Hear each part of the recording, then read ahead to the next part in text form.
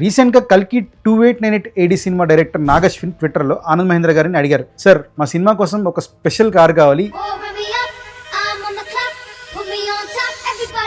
ఇండియాలో దాన్ని ఎవరు చేయలేరు, మీరే హెల్ప్ చేయాలి అని అడిగారు. మామూలుగా అయితే ఏ బిజినెస్ మ్యాన్ అయినా మాకేంటి లాభం, ఎంత డబ్బు ఇస్తారో అని అడుగుతారు.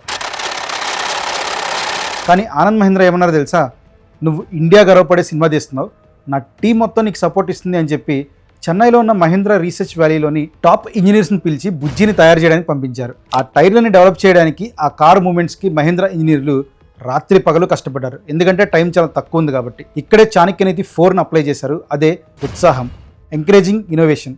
డబ్బు కంటే ఇన్నోవేషన్ ముఖ్యమని ఆయన నమ్ముతారు. కాబట్టే ఈరోజు ఆయన యూత్ ఐకాన్గా మారారు.